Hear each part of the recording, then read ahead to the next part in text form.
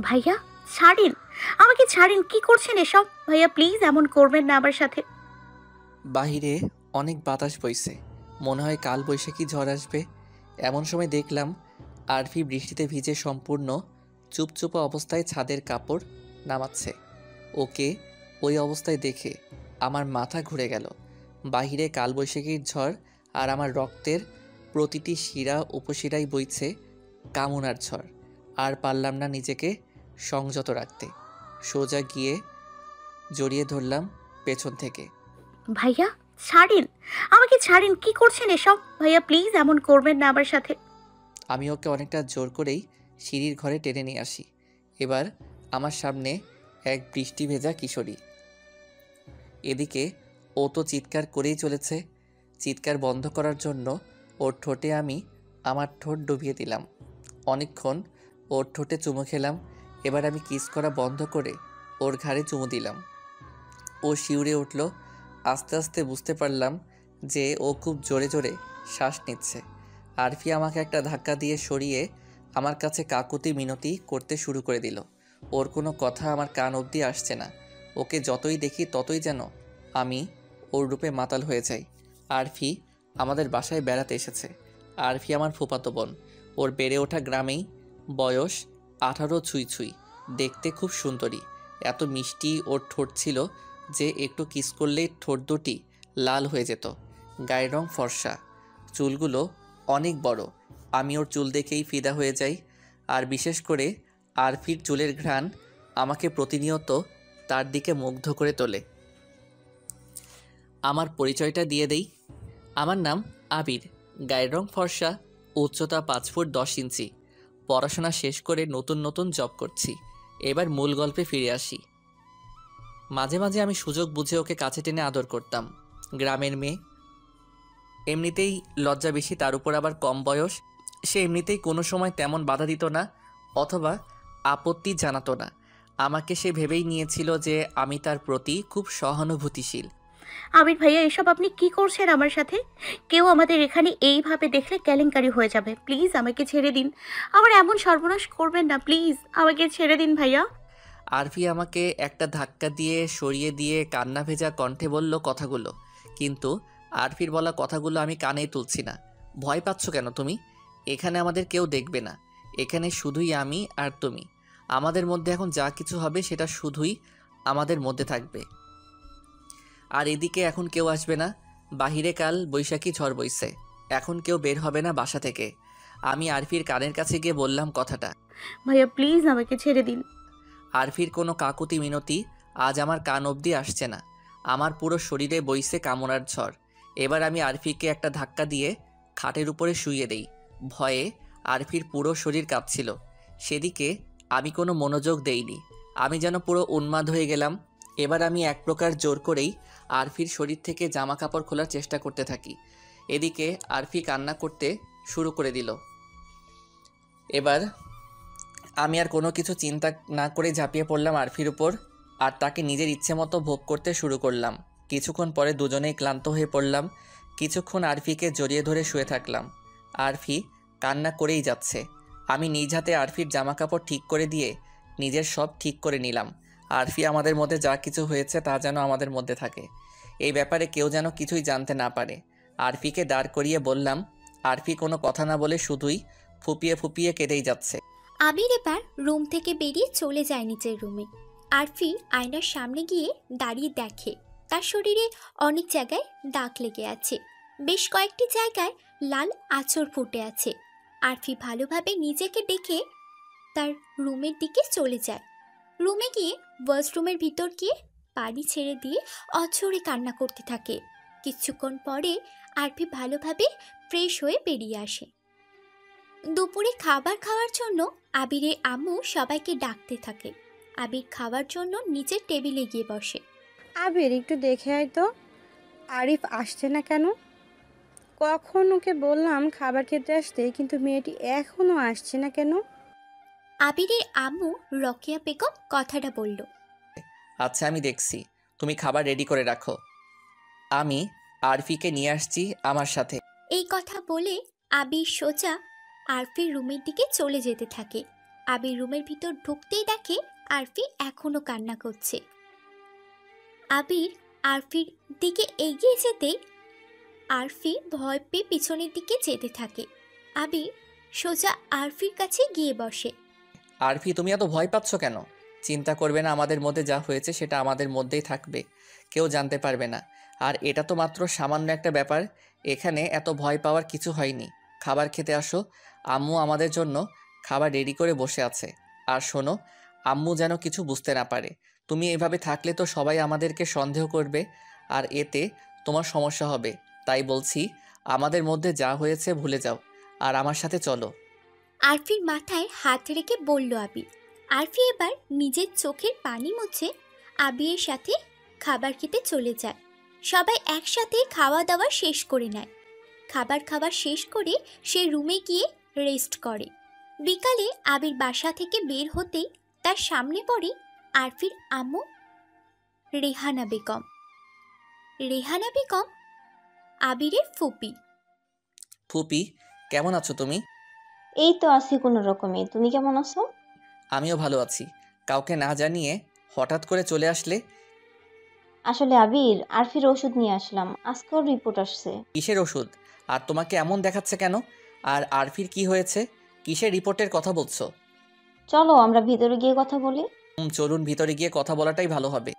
আবির আর রেহানা বেগম ভিতরে চলে যায়। আবিরের আম্মুও চলে আসে। সবাই একসাথে গিয়ে সোফায় বসে পড়ে। ফুপি, কি হয়েছে আরফির, বলো তো? বাবা, এটা যেন আরফি কোনোভাবেই জানতে না পারে। আমার মেয়েটা এমনিতেই অনেক ভয় পায়, এটা শুনলে মেয়েটা মরেই যাবে। আন্টি, এসব কি বলছো তুমি? কি হয়েছে সেটা খুলে বলো আমাদের। আরফির ব্রেন টিউমার ধরা পড়েছে, আর ধীরে ধীরে এটা বড় হচ্ছে। রেহানা বেগমের কথা শুনে আবিরের মাথায় যেন আকাশ ভেঙে পড়ল।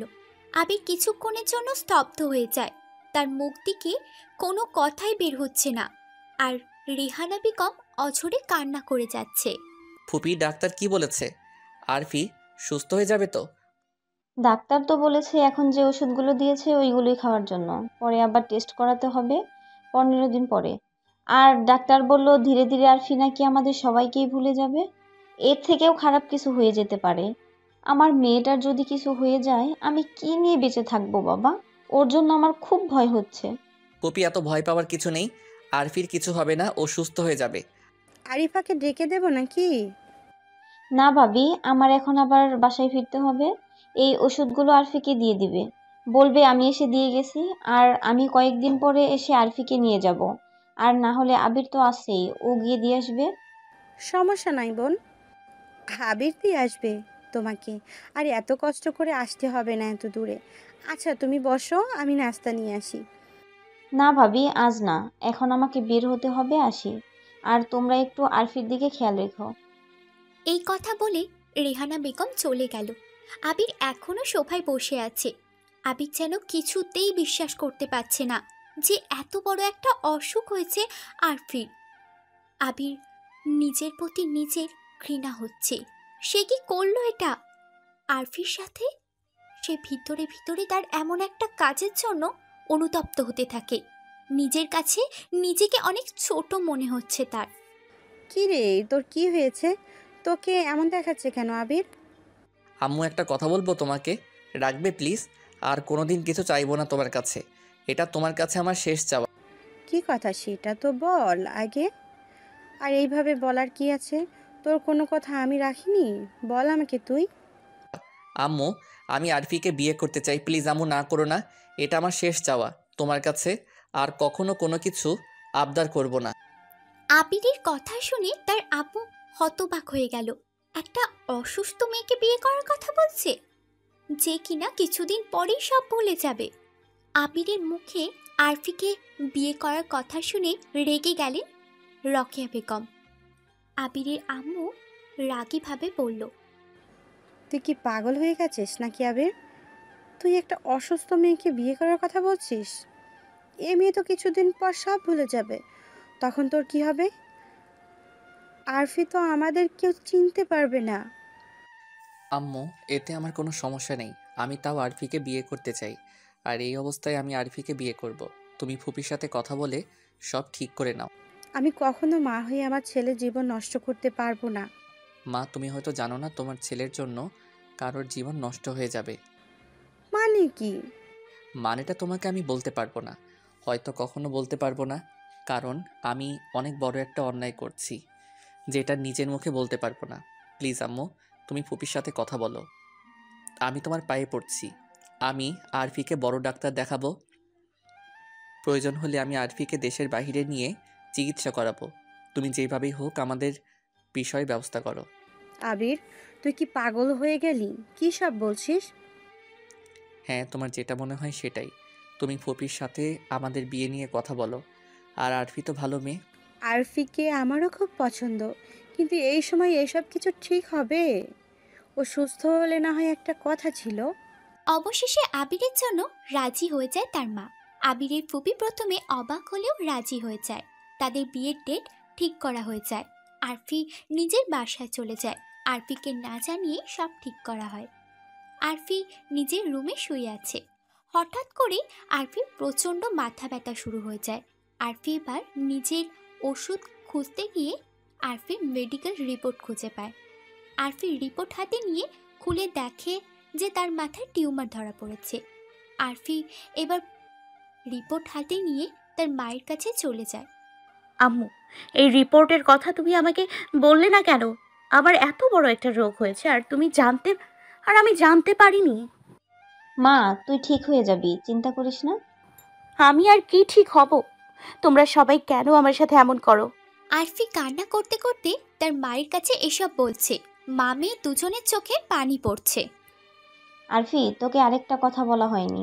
কি কথা বলা হয়নি আমাকে? আমরা তোকে না জানিয়েই আবিরের সাথে তোর বিয়ে ঠিক করে ফেলেছি। আর আগামী শুক্রবার তোদের বিয়ে। এসব কি আম্মু? তোমরা আমাকে না জানিয়ে এত বড় একটা সিদ্ধান্ত কি করে নিতে পারো? আমার লাইফের কি কোনো মূল্য নেই? রাগ করিস না মা।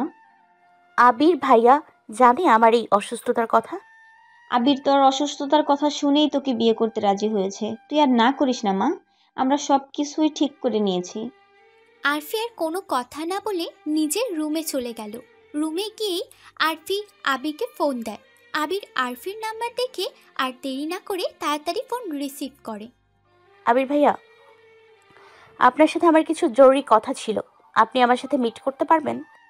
কোথায় মিট করতে চাও তুমি? বলো আমাকে, আমি চলে আসবো। নাকি তোমাদের বাসায় আসবো? না, বাসায় না। আচ্ছা, আমরা পার্কে মিট করি। আপনি বিকেলে চলে আসবেন। আমি ওখানে আপনার জন্য অপেক্ষা করব। আরফি এসব বলে ফোন কেটে দেয়। দেখতে দেখতে বিকেল হয়ে গেল। এবার আরফি বাসা থেকে বের হয়ে যায় আবিরের সাথে দেখা করার জন্য। আরফি একটু তাড়াতাড়ি বের হয়ে যায়। কিছুক্ষণের মধ্যে পার্কে পৌঁছে যায় আরফি। আরফি পার্কের ভেতর ঢুকতেই দেখে আবির আগে থেকেই আরফির অপেক্ষায় দাঁড়িয়ে আছে। আপনি কখন আসলেন? এই তো কিছুক্ষণ হলো। কেমন আছো তুমি? ভালো। আপনি কেমন আছেন? ভালো। হঠাৎ এমন জরুরি তলব? কোনো সমস্যা হয়েছে নাকি আরফি? আপনি এসব কি করছেন? আমার সামনে আপনি মহান সাজার অভিনয় করছেন, তাই তো? কি বলছো তুমি এসব আরফি? আমি কেন মহান সাজতে যাব? আর তুমি এসব কি বলছো? অবাক হচ্ছেন? ভাবছেন আমি এসব কি বলছি, তাই তো? আসলে আমি সব কিছুই জেনে গিয়েছি। আপনি যেটা চাইছেন সেটা কখনো হবে না। আর আমি আপনাকে বিয়ে করতে চাই না। আপনি এই বিয়ে ভেঙে দেবেন, কারণ আপনার মতো মানুষকে আমি আমার জীবনে চাই না। যে মানুষ নিজের প্রয়োজনের স্বার্থে একটা মেয়ের জীবন নষ্ট করতে দ্বিতীয়বার ভাবে না, সেই মানুষটাকে আমি চাই না। আরফির কথা শুনে আবিরের চোখের পানি টলমল করছে। আবির নিশ্চুপ হয়ে তাকিয়ে আছে আরফির দিকে। দেখুন, আমি আপনাকে বিশ্বাস করতাম, কিন্তু আপনি আমার সেই বিশ্বাস ভেঙে দিয়েছেন। আমি কখনো কল্পনা করতে পারিনি আপনি আমার সাথে এরকম খারাপ একটা আচরণ করবেন। না জানি আরো কত মেয়ের জীবন নষ্ট করেছেন। আরফি, বিশ্বাস করো, সেদিন আমার কি হয়েছিল আমি জানি না। আমি কখনো কোনো মেয়ের দিকে খারাপ নজর দেইনি, কিন্তু সেদিন হঠাৎ করে আমি আমার মধ্যে ছিলাম না। আমি জানি আমি তোমার কাছে পৃথিবীর সব থেকে খারাপ মানুষ, কিন্তু বিশ্বাস করো, আমি তোমাকে ভালোবেসে ফেলছি। আমি তোমাকে আমার বউ করে নিয়ে যেতে চাই। আমি আমার পাপের প্রায়শ্চিত্ত করতে চাই। আমাকে সেই সুযোগটা দাও প্লিজ আরফি। সেটা সম্ভব না। আপনি ভালো করে জানেন আমার অনেক বড় একটা রোগ হয়েছে। হয়তো আমি মরেও যেতে পারি, আর বেঁচে থাকলে হয়তো আমি আমার অতীত ভুলে যাব। আপনি কেন আমার জন্য নিজের জীবন নষ্ট করবেন? আমি তোমাকে নিয়ে এখন ভাবি না। আমার সব ভাবনা তোমাকে ঘিরে। আমার সকল চাওয়া পাওয়া তোমাকে ঘিরে। আমি তোমাকে চাই, আমি তোমাকে ভালোবাসি Arfi. I love you. Arfi কোনো উত্তর দিল না। আরফি কোনো কথা না বলে হেঁটে চলে যাচ্ছে। এমন সময় আবির আরফির হাত পিছন থেকে ধরে ফেলে। আমার হাত ছাড়ুন, আমি বাসায় যাব, সন্ধ্যা হয়ে এসছে। ওকে চলো, আমি তোমাকে বাসার সামনে ছেড়ে দিয়ে আসি। না, আমি একাই যেতে পারবো, কোনো সমস্যা হবে না। এই কথা বলে আরফি একাই হেঁটে চলে যেতে থাকে। আবির আরফির যাওয়ার দিকে তাকিয়ে থাকে, কান্না ভেজা চোখে। আবির কিছুক্ষণ ওখানে দাঁড়িয়ে থাকে, তারপর সে নিজের বাসায় চলে যায়। রাতের খাওয়া দাওয়া শেষ করে আবির বালিশের ওপর মাথা রাখতেই আবিরের ফোনের রিংটং বাজা শুরু করে দেয়। সে ফোনের দিকে তাকিয়ে দেখে আরফি ফোন দিয়েছে। আবির আর দেরি না করে ফোন রিসিভ করে। আরফি, তুমি আমাকে কল দিয়েছো? আমি সত্যি বিশ্বাস করতে পারছি না। কেন? এখানে বিশ্বাস অবিশ্বাসের কি আছে? যার সাথে কিছুদিন পরেই সারা জীবন থাকবেন, তার কল পেয়ে এত অবাক হওয়ার কি আছে? আরফি, তুমি বুঝবে না, সত্যি আমার কাছে অনেক ভালো লাগছে যে তুমি আমাকে কল দিয়েছো। আপনাকে কিছু কথা বলার জন্য আমি কল দিয়েছি। কি কথা বলবে? আমি রাজি। কিসে? বুঝতে পারছেন না, নাকি অভিনয় করছেন? তুমি সত্যি আমাকে বিয়ে করতে রাজি হয়েছো? হুম, কারণ আমি অনেক আগে থেকেই আপনাকে পছন্দ করতাম, কিন্তু আপনি আমাকে কিভাবে নেবেন তা আমি বুঝতে পারতাম না। আসলেই সেদিন আপনার উপর আমার খুব রাগ হয়েছিল। আপনি এমন কাজ না করলেও পারতেন। সরি আরফি, আমি জানি আমি ভুল করেছি। প্লিজ ক্ষমা করে দাও। আর আমরা আমাদের নতুন জীবন কিভাবে শুরু করব তা নিয়ে কথা বলি। আমি জানি আমি সবাইকে ভুলে যাব, না হয় এই দুনিয়া থেকেই চলে যাব, কিন্তু আমি যতদিন আপনার কাছে থাকবো ততদিন আমাকে ভালোবাসতে হবে। আমি চাই আমাদের প্রতিটা দিন আনন্দের মধ্যে দিয়ে যাবে, প্রতিটি মুহূর্ত আমরা উপভোগ করব। দুজনের মধ্যে আরও কিছুক্ষণ কথা চলতে থাকে, তারপর দুজনেই ঘুমিয়ে পড়ে। দেখতে দেখতে তাদের বিয়ের দিন চলে আসে। বিয়ের দিন সকালে আবিরের ফোনে ফোন আসে আরফির আম্মুর নাম্বার থেকে। আবির ফোন রিসিভ করতেই ফোনের ওপাশ থেকে ভেসে আসে কান্নার শব্দ। আজকে আবির আর আরফির বিয়ে, অথচ বিয়ে বাড়ি থেকে এমন কান্নার শব্দ শুনে আবিরের বুক কাঁপতে শুরু করে দেয়। মনের ভিতর তোলপাড় শুরু হতে থাকে। কান্নার শব্দ শুনে আবিরের বুঝতে বাকি নেই যে আরফির আম্মু কান্না করছে। কি হয়েছে ফুফি, তুমি কান্না কেন করছো? কিছু হয়েছে নাকি? আবির, তুমি এক্ষুনি আমাদের বাসায় আসো। কি হয়েছে? বাবা, আরফির রুমের দরজা সকাল থেকে বন্ধ। ওকে এত ডাকাডাকি করছি, তার দরজা খুলছে না, কোনো শব্দও পাচ্ছি না রুমের ভেতর থেকে। আমার খুব ভয় হচ্ছে, তুমি তাড়াতাড়ি আমাদের বাসায় চলে আসো। আবির ঠিক আছে বলে ফোন কেটে দেয়। আবির আর দেরি না করে সাথে সাথে বাসা থেকে বেরিয়ে পড়ে। কিছুক্ষণের মধ্যে আরফির বাসায় পৌঁছে যায় আবির। আবির বাসায় ঢুকতে আরফির আম্মু কান্না করতে করতে আবিরের কাছে চলে আসে। আবির, তুমি কিছু করো বাবা, আমার মেয়েটার কিছু হয়ে যায়নি তো? চিন্তা করবেন না, আমি দেখছি। এই কথা বলে আবির আরফির রুমের দিকে চলে যেতে থাকে। আবির রুমের সামনে গিয়ে দরজার মধ্যে ধাক্কা দিতে থাকে। আবির ভিতর থেকে কোনো শব্দ না পেয়ে এবার দরজা ভেঙে ভিতরে ঢুকে যায়। আবির ভিতরে গিয়ে দেখে আরফি শুয়ে আছে। আবির আরফির পাশে গিয়ে কিছুক্ষণ ডাকতে থাকে। কিছুক্ষণ আরফি কোনো রেসপন্স করছে না দেখে আবির একটু ভয় পেয়ে যায়। আবির এবার আরফির একটা ধাক্কা দিতেই আরফির চোখ খুলে দেখালো। আরফি, কি হয়েছে তোমার? কই কি হয়েছে? আমি তো ঘুমোচ্ছিলাম। আরফি এবার তার মায়ের দিকে তাকিয়ে দেখে তার চোখে পানি। আরফি এবার তার মায়ের চোখে পানি মুছিয়ে দিয়ে বলল, আম্মু, তুমি কান্না করছো কেন? আমার তো কিছু হয়নি, আসলে ঘুম আসছিল না রাতে, সেই জন্য ঘুমের ঔষধ খেয়ে ঘুমিয়ে পড়েছিলাম। তুই কি জানিস না তোকে নিয়ে আমার কতটা ভয় হয়? তুই তাও এমন করিস আমার সাথে?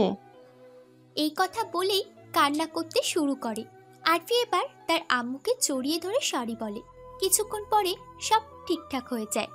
আবিরও বিদায় নিয়ে নিজের বাসায় চলে যায়। খুব ভালোভাবে তাদের বিয়ে সম্পূর্ণ হয়। আরফিকে নিয়ে বাসায় চলে যায় আবির।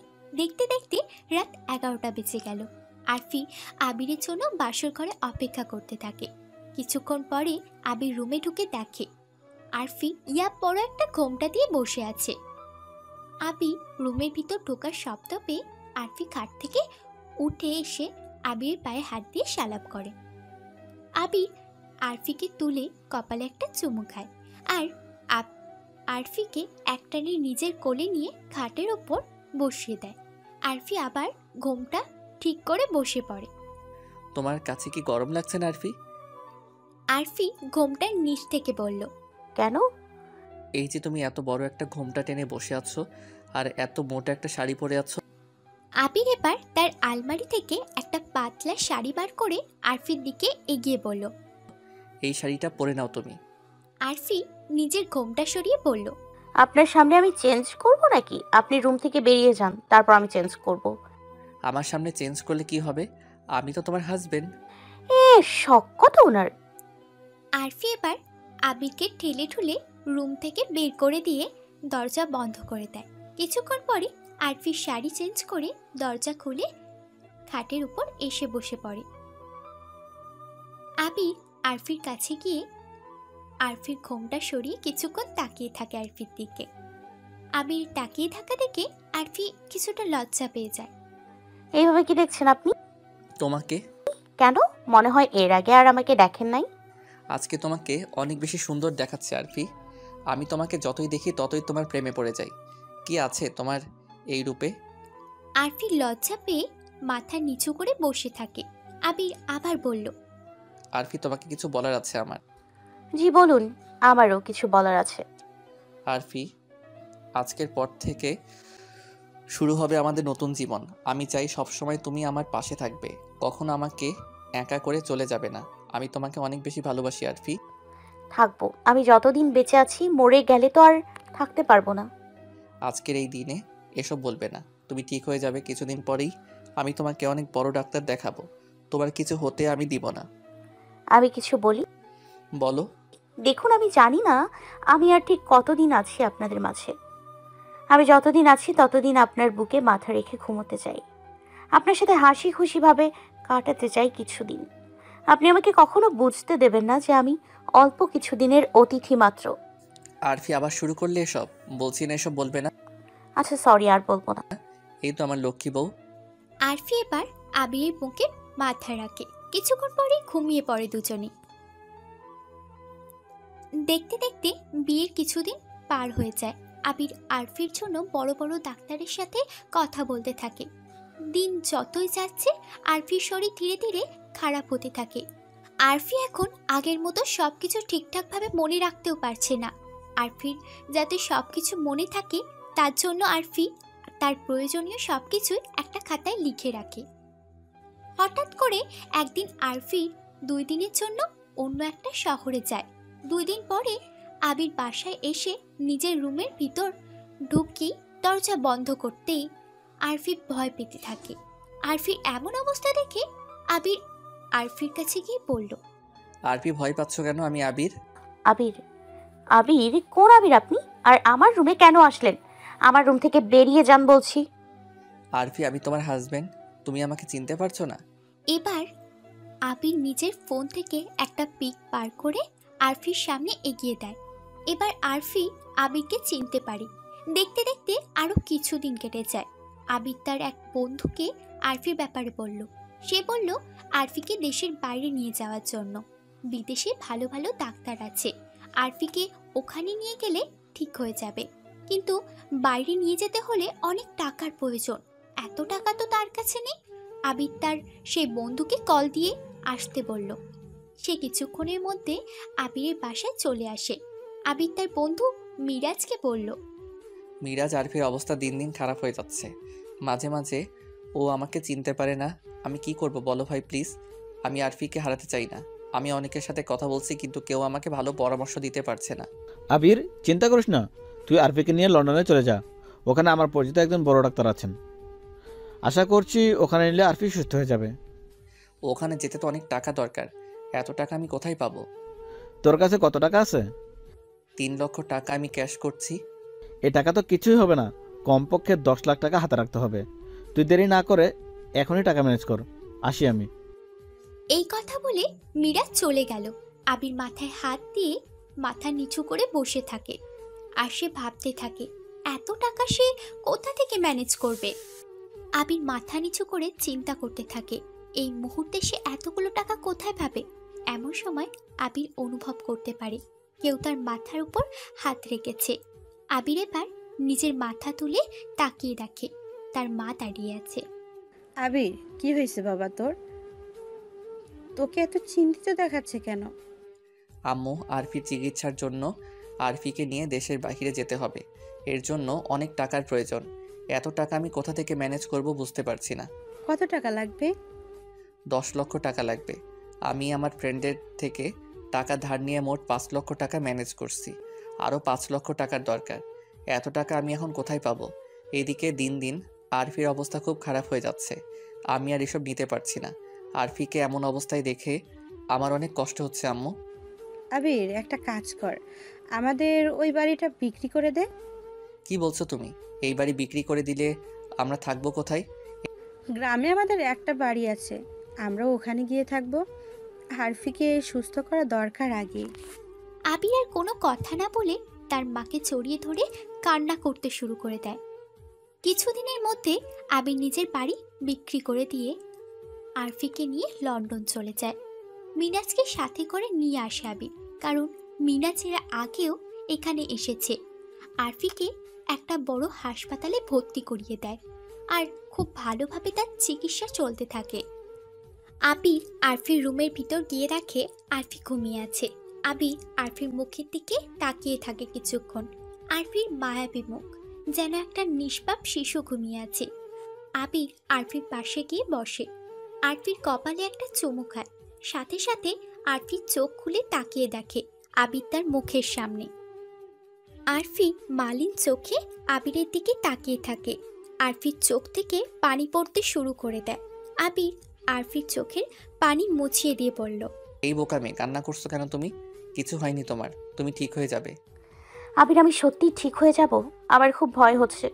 আমি তোমার কাছে থাকতে চাই, আমি তোমার বুকে থাকতে চাই, আমি বাঁচতে চাই আবির। আরফির কথা শুনে আবির আর নিজের চোখের পানি ধরে রাখতে পারেনি। আরফি, তোমার কিছুই হবে না। কাল তোমার অপারেশন হবে। তারপর দেখবে তুমি আবার আগের মতো ঠিক হয়ে গেছো। আমার ভালোবাসার কিছু হতে পারে না। আল্লাহ আমাদের সাথে খারাপ কিছু করবে না। এমন সময় আরফির মাথা ব্যথা বেড়ে যেতে থাকে। আরফি চিৎকার করতে শুরু করে। আরফির চিৎকার শুনে আবির কি করবে বুঝতে পারছে না। আরফি, কি হয়েছে তোমার? আবির, আমার খুব যন্ত্রণা হচ্ছে, আমি আর পারছি না। আরফি এবার মা গো বাবা গো বলে চিৎকার করতে শুরু করে দেয়। আবির দৌড়ে বাইরে গিয়ে ডাক্তারকে ডেকে নিয়ে আসে। ডাক্তার আরফিকে একটা ঘুমের ইঞ্জেকশন দিয়ে ঘুম পাড়িয়ে দেয়। আবির বাইরে বসে থাকে। এমন সময় মিজান আবিরের কাছে এসে বলল, কিরে, কিছু হয়েছে নাকি? দোস্ত, আমার আরফি অনেক কষ্ট পাচ্ছে। ওর এত কষ্ট আমি আর নিতে পারছি না। আর তো মাত্র একদিন, একদিন একটু অপেক্ষা কর, দেখবি আরফি ঠিক হয়ে যাবে। দেখতে দেখতে দিন পার হয়ে গেল। কিছুক্ষণ পরে আরফির অপারেশন করা হবে। অপারেশন একটু আগে ডাক্তার আবিরের কাছে এসে বলল, আমরা সব কিছু রেডি করে নিয়েছি, কিছুক্ষণের মধ্যে অপারেশন শুরু হয়ে যাবে। ডাক্তার, প্লিজ দেখবেন আমার আরফির যেন কিছু না হয়। ও যেন আগের মতো সুস্থ হয়ে যায়। Please doctor. চিন্তা করবেন না, আমরা আমাদের মতো করে চেষ্টা করব। আশা করছি আপনার স্ত্রী ঠিক হয়ে যাবে। আপনি চাইলে আপনার স্ত্রীর সাথে কথা বলতে পারেন। বলা তো যায় না কি থেকে কি হয়ে যায়। এবার আবির আরফির কাছে চলে যায়। আবির আরফির দিকে তাকিয়ে বলল, কিছুক্ষণ পরে তোমার অপারেশন শুরু হয়ে যাবে। তারপর তুমি আবার ঠিক হয়ে যাবে। আমি আসলেই ঠিক হয়ে যাব নাকি তুমি আমাকে সান্ত্বনা দিচ্ছ আবির? আরে পাগলি, তুমি সত্যিই ঠিক হয়ে যাবে। শুধুই তোমার ছোট একটা অপারেশন হবে। তারপর দেখবে তুমি আবার আগের মতো হয়ে গেছো। আমার কেন জানি খুব ভয় হচ্ছে আবির। আমি তোমার থেকে দূরে চলে যাব না তো? আরফি, এসব কি কথা বলছো তুমি? আমি আছি না তোমার পাশে, তোমার কোনো কিছু হবে না। কিছুক্ষণ পরে একটা নার্স এসে বলল, এবার রুকুকে অপারেশন রুমে নিয়ে যাওয়া হবে। আপনারা কথা বলা শেষ করুন। এই কথা বলে চলে যায়। আবির আরফির কপালে একটা চুমু খেয়ে বেরিয়ে পড়ে। কিছুক্ষণের মধ্যে অপারেশন শুরু হয়ে যায়। আবির দেওয়ালে পিঠ ঠেকিয়ে দাঁড়িয়ে আছে আর আরফির বলা কথাগুলো তার কানের মধ্যে বেজে যাচ্ছে। আবিরের চোখ দিয়ে টপ টপ করে পানি পড়ছে।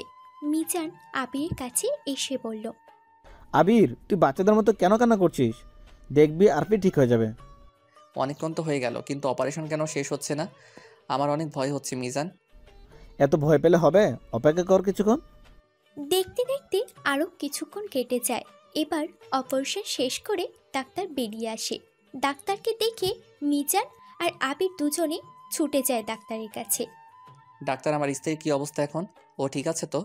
মিস্টার আবির, নিজেকে কন্ট্রোল করুন। কন্ট্রোল করব মানে কি? আমার আরফির সাথে কি খারাপ কিছু হয়ে গেছে? ডাক্তার বলুন, আমার আরফির কি হয়েছে? ও ঠিক আছে তো? মিস্টার আবির, এত ভয় পাওয়ার কিছু নেই। আপনার স্ত্রী সম্পূর্ণ সুস্থ আছে, আর কোনো সমস্যা নেই। ডাক্তারের কথা শুনে আবির অনেক খুশি হয়ে যায় আর সে ডাক্তারকে ধন্যবাদ দিতে থাকে। ডাক্তার, আমি আমার স্ত্রীর সাথে কখন দেখা করতে পারবো? কিছুক্ষণ পরেই পারবেন। আপনার স্ত্রী এখন ঘুমিয়ে আছে। আমি তাহলে আসি। Best of luck. এই কথা বলে ডাক্তার চলে গেল। আবির মিজানকে জড়িয়ে ধরে কান্না করতে শুরু করে দেয়। কিছুক্ষণ পরে আবির আরফির কেবিনে চলে যায়। গিয়ে দেখে আরফি শুয়ে আছে। আবির রুমের ভিতরে যাওয়ার শব্দ শুনে আরফি চোখ খুলে তাকায়। এখন কেমন আছো আরফি? ভালো। জানো আবির, আমার না খুব ভয় হচ্ছিল। আমি মনে করেছি তোমাকে বুঝি আমি আর কখনো দেখতে পারবো না, আর কখনো তোমার বুকে মাথা রেখে ঘুমোতে পারবো না। আল্লাহর কাছে লাখ লাখ শুক্রিয়া যে আমার কাছে তোমাকে আবার ফিরিয়ে দিয়েছে। এবার দুজনের মুখে হাসি ফুটে ওঠে। কয়েকদিন পরে আরফিকে নিয়ে দেশে চলে যায় আর আরফি ধীরে ধীরে সুস্থ হয়ে যেতে থাকে। কিছু দিন পরেই আরফি পুরোপুরি সুস্থ হয়ে যায়। দুজনেই অনেক হাসি খুশিভাবে থাকে। দুজন দুজনকে অনেক বেশি ভালোবাসে। খুব ভালোভাবে কাটতে থাকে তাদের দিনকাল।